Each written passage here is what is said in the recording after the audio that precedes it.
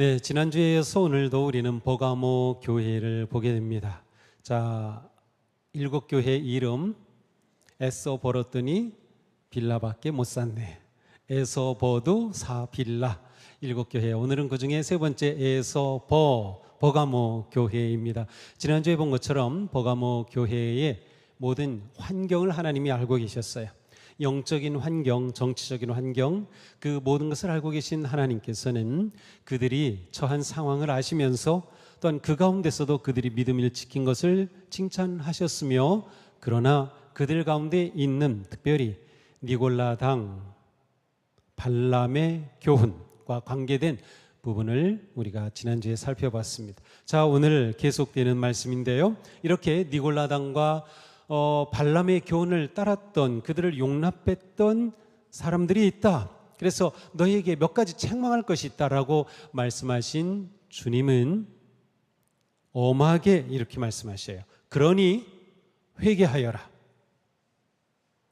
만일 회개하지 않으면 내가 속히 너에게로 가서 내 입에서 나오는 칼을 가지고 그들과 싸우겠다. 회개는 믿음의 승리에 있어서 가장 중요한 요소입니다. 우리가 신앙생활하면서 회개 없이 신앙의 삶에 승리할 수가 없어요. 회개 없이 그리스도를 닮아갈 수가 없어요. 회개 없이 계속 나아갈 수가 없어요. 사실 회개는 하나님께서 우리에게 주신 놀라운 은혜의 기회입니다. 그러니까 주님께서는 회개하여라, 너에게 기회가 있다는 것이에요. 은혜의 기회가 있다는 말씀이죠.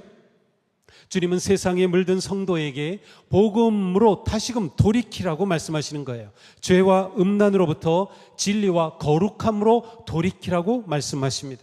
주님은 교회가 복음의 생명을 지키고 진리를 수호하기를 원하고 계시기 때문이죠.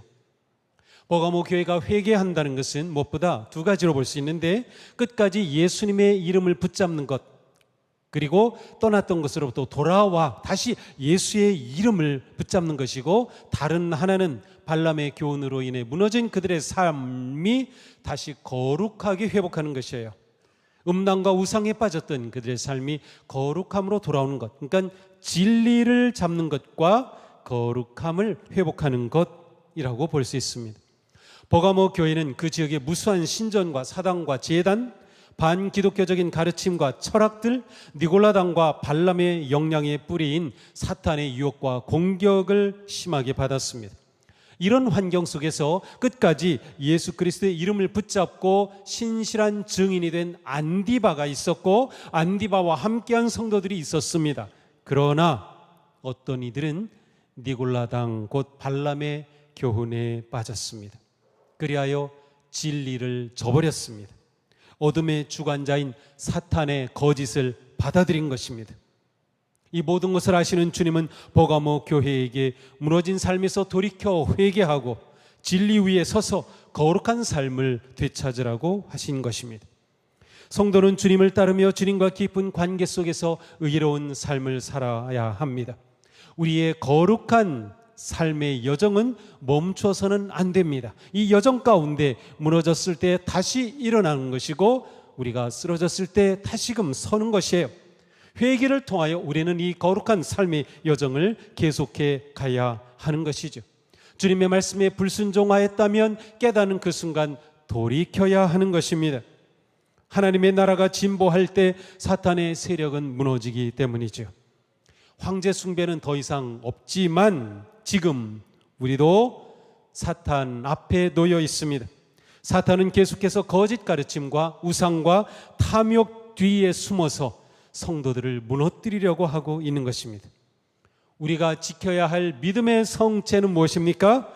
그리스도의 이름을 붙잡는 진리의 성체를 지키고 거룩한 삶을 살아가는 삶의 성체를 지켜야 하는 것입니다. 버가모의 성도들은 무엇보다 예수님의 이름을 되찾아야 했습니다. 예수의 이름 무엇입니까? 구원의 이름, 능력의 이름입니다. 우리가 그리스도인이 된 것은 모두 예수님이 그리스도이심을, 예수님이 구세주이심을 믿고 고백함으로 시작이 된 것입니다. 기독교 신앙의 가장 기본적인 진리는 바로 예수님의 십자가와 부활과 그리고 영원한 통치입니다. 참 그리스도인은 예수님을 구세주로 믿고 영접하여 예수님을 자신의 주인으로 고백하는 사람, 그리고 그 주인을 따르는 사람, 그 주인께 순종하는 사람, 자신이 은혜 받은 자임을 아는 사람인 것이에요.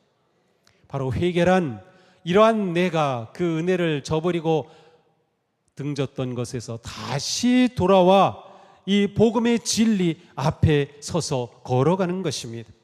예수님만이 내 유일한 주님 되심을 고백하는 것이에요. 이러한 은혜의 확신이 있을 때 우리는 하나님을 향하여 헌신하게 되는 것입니다. 우리에게 오직 예수 그리스도만이 주님입니까?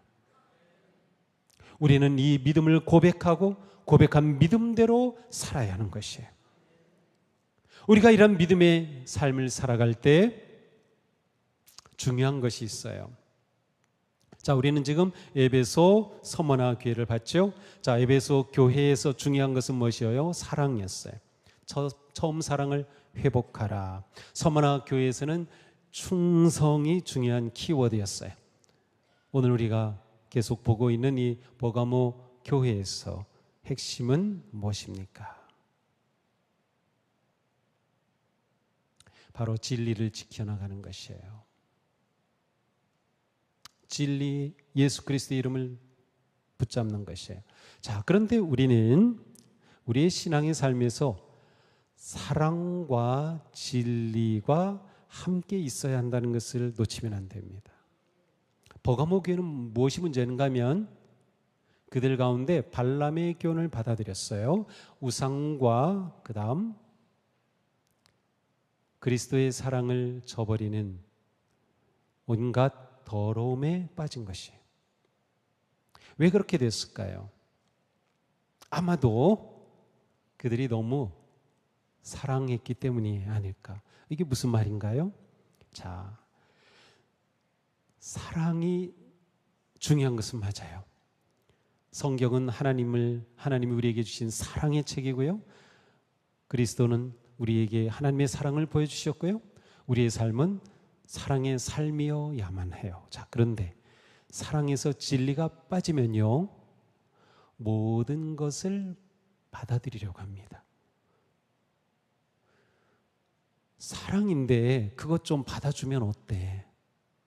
아, 우리는 사랑해야 되는 자잖아. 그것 좀 받아주면 어때? 라고 하면서 거짓을 용납하기 시작하는 겁니다. 근데 사실 이것은 사랑이 아닌 거예요. 그래서 사랑에는 반드시 진리가 있어야 해요. 자, 진리가 또 중요하죠.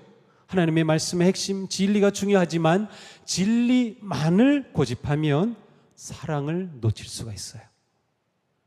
하나님의 말씀, 하나님의 가르침, 교리, 진리를 굳게 잡은 사람일수록 자칫하면 사랑을 놓칠 수가 있어요. 그래서 누군가가 잘못되고 그러면 정죄하기 쉽지요. 사랑이 부족하기 때문에 우리는 진리와 사랑이 함께 있어야 한다는 것을 놓치면 안 돼요. 진리에 사랑이 빠지면 그 진리는 생명력을 잃어버립니다.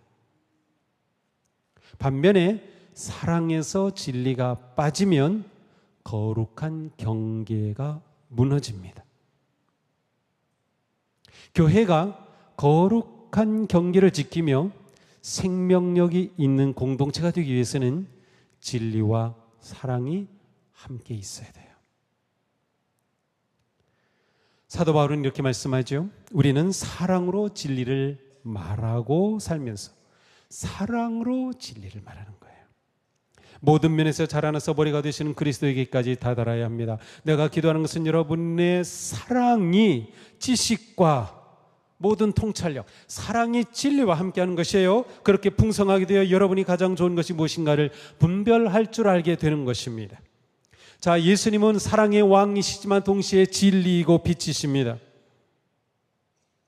예수님이 바로 그러한 분이시기 때문에, 진리신 예수님은 동시에 사랑이시기 때문에 우리의 살아가는 삶은 진리와 사랑이 함께 있어야 되는 거죠. 주님은 발람과 니골라 당의 거짓이 제멋대로 활개치도록 허용한 버가모의 거짓 사랑으로부터 돌이켜 회개할 것과 잃어버린 진리를 되찾아서 거짓을 이길 것을 명령하신 겁니다. 진리로 이겨라. 지난주의 말씀이죠. 진리로 이기는 것입니다. 그렇다면 거짓 가르침과 사탄의 세력을 물리칠 수 있는 길은 무엇일까요? 그 무기는 바로 말씀입니다. 승리의 길은 진리의 말씀에 있습니다. 주님은 버가모 교회에 어떤 모습으로 나타나셨어요? 좌우에 날선 검을 가지신 분이라고 하셨어요. 사도 요한은 계시록 1장 16절에서 주님의 입에 좌우에 날선 검이 있는 것을 보았습니다. 검은 진리의 말씀을 상징합니다. 예수님 자신이 곧 하나님의 말씀이죠. 입에서 검이 번쩍이는 그러한 예수님의 모습을 상상하면 어떨 것 같습니까? 이 로마의 단검의 모습인데요, 이것이 약간 혀의 모양을 가지고 있는 것도 특징이에요. 성경을 보면 이사야 예언에 이런 말씀이 있어요. 내 입을 날카로운 칼같이 만드시고. 로마 시대의 칼 하면 그것은 권위와 위엄의 상징이었습니다. 사도 바울은 하나님의 말씀을 가리켜 뭐라고 했어요? 성령의 검이라고 했어요. 히브리서는 이렇게 말씀합니다. 하나님의 말씀은 살아있고 힘이 있어서 어떤 양날칼보다도 더 날카롭습니다. 그래서 사람 속을 꿰뚫어 혼과 영을 갈라내고 관절과 골수를 갈라놓기까지 하며 마음에 품은 생각과 의도를 밝혀냅니다. 그래, 교부 터툴리아는 이 말씀을 해석하면서 이 양날검, 하나는 구약, 하나는 신약이라고 해석했어요. 하나님의 말씀은 검과 같습니다. 말씀은 양심을 찌릅니다. 죄인들의 교만함을 쓰러뜨립니다. 우리의 위선을 잘라내며 변명을 관통합니다. 말씀은 예리하고 날렵한 빗으로 우리의 죄와 욕망을 들춰내고 거짓 교리를 죽입니다. 거짓을 이기는 하나님의 방법은 하나님의 말씀, 곧 복음의 진리를 붙잡는 것입니다. 복음은 모든 믿는 자에게 구원을 주시는 하나님의 능력입니다. 따라서 말씀인 검에 의해 죽고 사는 것이 결정됩니다. 진리만이 거짓을 이깁니다. 세상의 거짓은 예수님의 복음의 진리로만 전복될 수 있습니다. 검은 또 다른 기능이 있죠. 그것은 심판입니다. 양심을 찌르는 검은 영혼을 심판하는 검이 됩니다. 주님은 버가모 교회에 이렇게 말씀하셨죠. 내가 속히 너에게로 가서 내 입에서 나오는 칼을 가지고 그들과 싸우겠다. 그들을 심판하겠다. 요한계시록 19장에는 이렇게 되어 있어요. 그의 입에서 날카로운 칼이 나오는데 그는 그것으로 모든 민족을 치실 것입니다. 남은 자들은 말 타신 분의 입에서 나오는 칼에 맞아 죽었고, 주님의 입에서 나오는 칼이 심판의 검이 된 거죠. 버가모 교회 성도들이 빠졌던 발람의 교훈, 이 바알볼의 아들이었던 점쟁이 발람은 마지막 칼에 맞아 죽었습니다. 버가모에는 발람의 무리도 똑같은 운명에 처할 것입니다. 주님은 그들을 심판하실 것입니다. 이번에 사용되는 검은 예수 그리스도의 말씀입니다. 순종하는 자들을 구원하는 주님의 말씀이 불순종하는 자들을 심판하는 검이 되는 것이에요. 주님이 이런 말씀을 하셨어요. 참 특이합니다. 나는 세상을 심판하러 온 것이 아니라 구원하러 왔다. 나를 배척하고 내 말을 받아들이지 않는 사람을 심판하시는 분이 따로 계시다. 내가 말한 바로 이 말이 마지막 날에 그를 심판할 것이다. 자, 나는 심판이 아니라 구원하러 왔다고 하신 주님께서 내가 한 이 말이 심판하게 될 것이다 라고 말씀하셔요. 말씀으로 심판하시는 겁니다. 말씀의 검인 것이죠.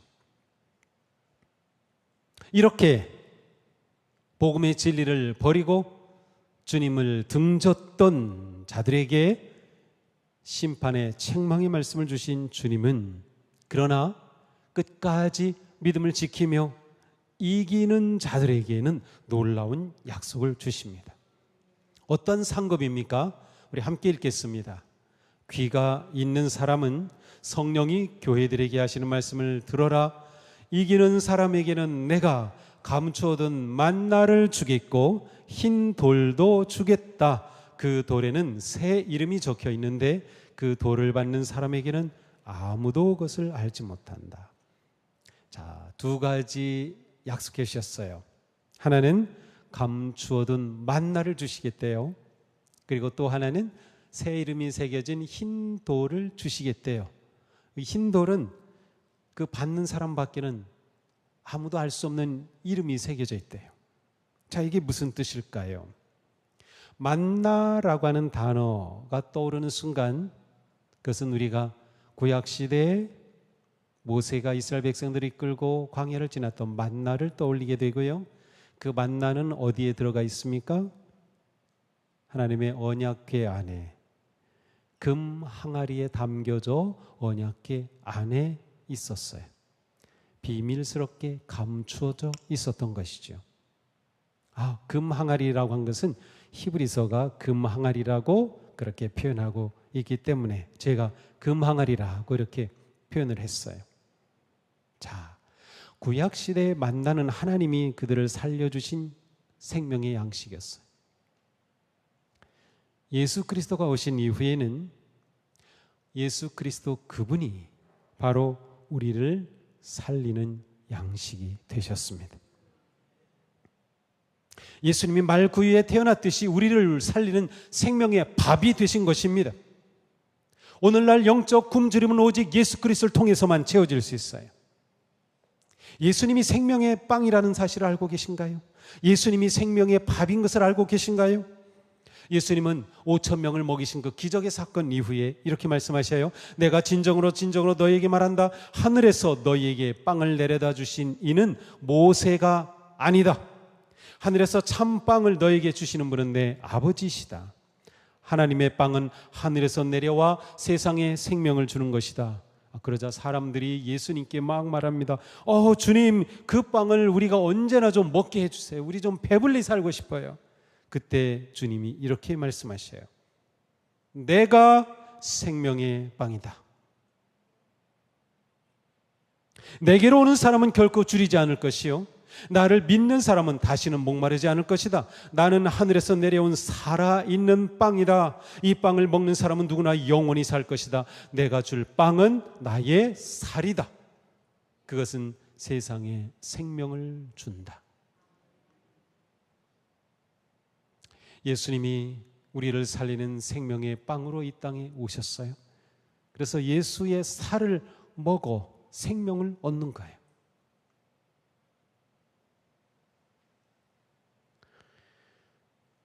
그런데 주님의 약속은 뭐예요? 감추어둔 만나를 주겠다는 거예요. 이 만나가 감추어져 있어요. 그 말은 지금까지 예수 그리스도 생명의 빵을 먹고 생명을 얻은 자들이 경험한 그것보다 더 크고 더 풍성하고 더 놀라운 빵을 먹게 될 것이다. 놀라운 잔치가 열릴 것이다라는 거예요. 믿음의 길에 승리한 이기는 자들은 하나님께서 열어주시는 최고의 잔치에 참여할 것이라는 말씀입니다. 최고의 천국 잔치에 참여할 것이라는 말씀이에요. 이 세상에서 우상의 고기를 먹지 못한 그들이지만 이기는 그들에게 하나님께서는 이 세상의 고기와는 비교할 수 없는 풍성하고 놀라운 만나를 주실 것이라는 거예요. 얼마나 놀라운 약속입니까? 풍성한 생명의 잔치를 누리게 될 것이다. 그러니 지금의 이 곤경과 궁핍과 고난과 어려움을 견디고 이겨내라, 믿음을 지켜라 라고 말씀하시는 거예요. 자, 두 번째 주시는 상급은 흰 돌이었습니다. 새로운 이름이 새겨진 흰 돌, 도대체 흰 돌이 뭘까? 해석이 굉장히 많아요. 그런데 그 중에 몇 가지만 보면 그리스 로마 재판정에서는 흰 돌은 무죄, 검은 돌은 유죄의 표시로 사용되었다고 합니다. 그렇다면 흰 돌은 무죄 선언의 상징이에요. 또 고대 로마 시대에서는 연회나 특별한 그러한 잔치에 누군가를 초대하죠. 그때 참여하기 위해서는 입장권이 있어야 되죠. 그 입장권으로 바로 흰 돌을 사용했다는 거예요. 황제가 누군가를 초청할 때 흰 돌에 그 사람의 이름을 기록해서 전해주면 그 사람은 그 돌을 받고 얼마나 기뻤을까요? 야, 내가 황제 잔치에 들어갈 티켓을 받은 거다라는 거죠. 이름이 새겨진 흰 돌입니다. 또 흰 돌에 대해서 구약에 보면 제사장, 대제사장이 입는 옷이 있어요. 에봇 옷이 있어요. 그리고 그 앞에는 12개의 보석이 박혀 있어요. 그 각각의 보석에는 12지파의 이름이 있어요. 그런데 그 뒤에 우림과 둠밈이라는 두 개의 돌이 있습니다. 아마도 보석이겠다. 그런데 그 중에 우림은 빛이라는 의미인데 그것이 흰 보석이 아닐까? 그리고 거기에는 하나님의 이름이 새겨져 있지 않았을까라고 해석하는 분들도 있어요. 정답은 없어요. 왜냐하면 이것에 대해 정확한 해석이라고 할 수 있는 것들이 딱 정해진 것이 없으니까 학자들마다 좀 의견이 분분하죠. 하지만 이러한 내용들을 이렇게 우리가 종합적으로 볼 때 흰 돌을 받는다고 하는 것은 믿음을 끝까지 지키고 이기는 자가 하늘의 영광과 승리의 잔치에 참여하는 주님의 초대를 받은 것이에요. 그러니까 버가모 교회에 주시는 주님의 약속은 바로 최후의 승리와 그 승리자에게 주실 하나님의 놀라운 잔치와 생명의 초대입니다. 이것을 주시겠다는 거예요. 그때 성도는 주님이 내 이름을 부르셨네 라면서 감격해하며 그 자리에 참여하게 될 것이죠. 그 돌에는 새 이름이 새겨져 있어요. 새 이름, 도대체 이 이름이 뭘까? 빌라델비아 교회, 우리가 다음에 보게 될 교회예요. 이 빌라델비아 교회에 주신 말씀이 이러한 말씀이 있어요. 하늘에서 내 하나님께로부터 내려오는 새 예루살렘의 이름과 또 나의 새 이름을 그 사람의 몸에 써두겠다. 따라서 여기에 새 이름은 예수 그리스도의 이름을 말합니다. 예수 그리스도의 이름. 앞에서 만나가 곧 예수 그리스도를 의미하듯이 돌에 새겨진 이름도 예수 그리스도의 새로운 계시의 형태인 것을 알 수 있어요. 그러나 어쩌면 이 새 이름은 나의 이름일 수도 있어요. 왜냐하면 그 돌을 받은 자밖에는 모르는 이름이 적혀 있다는 것이에요. 그래서 어떤 분들은 바로 이 이름은 이기는 자, 성도 그 사람의 이름으로 보기도 합니다. 하나님께서 그의 이름을 이렇게 새겨주셔서 마치 로마 시대에 초대를 받았던 초대장처럼 그렇게 하나님께서 맞아주시는 놀라운 내 이름을 발견하게 될 것이라는 거죠. 어떤 모양이든 우리는 믿음의 길을 지켜갈 때 주님께서 주시는 놀라운 생명의 이름, 예수 그리스도의 그 구원의 이름, 그리고 구원받은 나의 새로운 이름을 받게 될 것이라는 확신입니다. 내가 새로운 존재가 되는 거예요. 이름은 곧 그 사람을 나타내기 때문에 예수 그리스도의 그 존재하심과 나의 존재가 친밀하고 아름다운 관계로 천국의 기쁨을 누리는 영광이 담겨 있습니다. 성도는 세상의 이름이 아니라 하나님이 주시는 새 이름을 지니는 것입니다. 새 이름은 예수 그리스도 안에서 내가 새로운 피조물이 되었다라는 깊고 친밀한 교제 속에서 그 믿음을 지켜낸 자에게 주시는 하나님의 선물인 것이죠.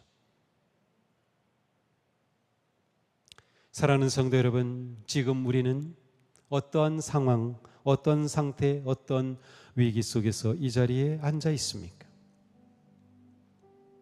버가모의 모든 상황을 아신 주님은 오늘 우리의 모든 상황도 알고 계십니다.